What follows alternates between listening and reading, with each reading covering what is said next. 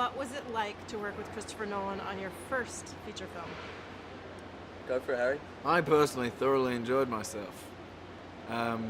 He's amazing. I've always been a massive fan of Chris's movies, and I think just getting to watch him work was felt like a big part of the whole experience. It was very surreal getting to watch him work every day, and it felt pretty amazing to be involved in the project, really, with him going. Yeah, no, similarly, I was a big fan.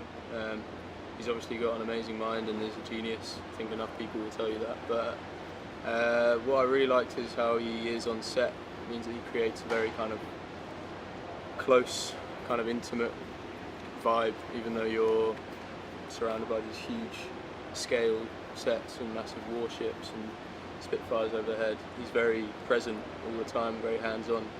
Yeah. Tell me a little bit about the characters that you play and how they meet and sort of team up from them. So I play Alex, who's just a young British soldier, and he's nice. I think when he meets Finn and Iron's characters, he's kind of he feels like he's a little more experienced than them. He's a little kind of more edgy, but at the same time, he's obviously just as scared of dying as everyone else is. I think he starts out by kind of trying to help them a little bit, and then, he's, will kind of do anything to survive. So he's a little, maybe a little tougher in terms of what he thinks being at war is supposed to be. But I think by the end, it's just kind of instinctive camaraderie of, we're in a tight spot and we're on the same team, so we'll kind of do anything to get out of it. Yeah, I played Tommy, who's a young private, and he's clearly much less experienced than Harry's character. I think I'd also probably say he's probably a bit more compassionate, maybe because of his age and lack of experience, so he doesn't have quite the same mindset as Alex does. He's a bit less harsh, a bit more hopeful in some ways, but still with that drive to get home that all of the characters have, I think.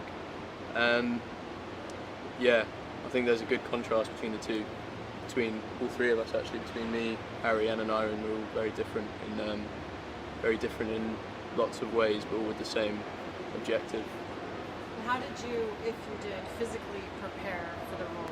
Did you do any special training, or? Yeah, well, I went out 2 weeks early to Dunkirk and trained with the stunts quite intensely for 2 weeks, and they just put me through my paces, really, just did kind of military style training. We didn't go to a boot camp or anything, but a lot of them are ex-military, so they had me doing weapons training and swimming in the sea and circuit training and a bit of boxing and all kinds of things like that, really. Just a lot of swimming while heavy, I think, was like the main kind of preparation. I think it was swimming in trench coats. Yeah, a lot of more wool, I'd say, than I've swam in before. To make a habit of yeah, I think it was good just to kind of, get an idea of how heavy you were going to be while, doing that stuff. And I think it definitely helped just prepare you rather than going in the first day and being like, oh, this is quite heavy. But yeah, nothing too crazy, but just some training stuff. And what was it like to work on the actual beach where the Dunkirk evacuation took place? I'd say it created an interesting mood kind of while we were filming. I think being in the place where it actually happened, it's every time you would break between shots, you could kind of tell everyone's very aware of where they were standing, and I think it made it quite intense just in general. I feel like everyone was very aware of where they were and everything that happened there, and it's such an eerie beach. It's not like everyone who goes to visit it is going because so many people died there, and it's it has kind of a weird there's like an eeriness to it, so it made the dynamic of filming there interesting. Did it give you sort of a better understanding of what these soldiers went through? Yeah, definitely. I think Harry said Harry's bang on. It was sort of like a very sobering thing to go through, and kind of added something to the film and made us realise, I think, if you hadn't already before, how much respect and subtlety you had to treat this topic with, because they were real people. It was a terrible event, and it's not something to be taken lightly. You can't just go in and do an all guns blazing action movie. You've really got to treat it with the respect it deserves, I think. Yeah. And I heard you had some really challenging days weather-wise out there on the mole. Tell me what that was like and how that sort of impacted your performance. Cold. Yeah, I think it was just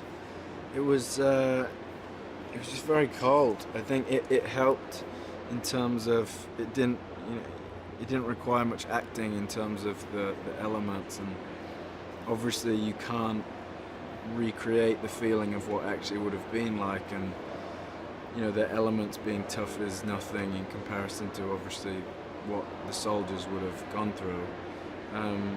But yeah, I think it just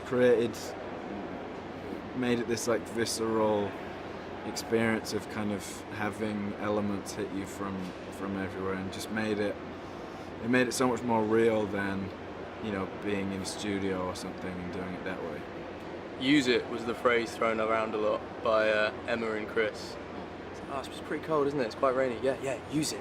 Yeah, and I wouldn't have had it any other way. I think if it had been done any other way, if we'd been sitting in warm tents and going out to do one shot, it wouldn't have looked as good. I wouldn't have felt as proud of it. I think there's no problem with working hard and being cold and wet for something like this. It's a very important thing to be talked about. Had you known about the miracle of Dunkirk before this movie? Or? Yeah, I think you touch on it at school, but it's not. I think it was so early on and obviously not considered a victory. So I don't think people teach it as much as you would expect, and I think there was something that's so great about the movie is that it's such a massive piece of history and an important part of the war, and I think it's such an important part that isn't told that often, and I think it's a really good look into a piece of history that's often looked over. I think the movie's amazing. I think he's done such an amazing thing with the story and how he's told it, and it's great. I think you learn about the spirit of Dunkirk a lot at school, or at least it's clear when you learn about the war that the spirit of Dunkirk, Dunkirk set the tone for the rest of the war and how Britain would react throughout the rest of the war, which was a very coming together kind of thing with the British people, of supporting each other, supporting the troops to get through this time of crisis. So I think you touch more on the spirit of Dunkirk, but not necessarily the actual events that took place.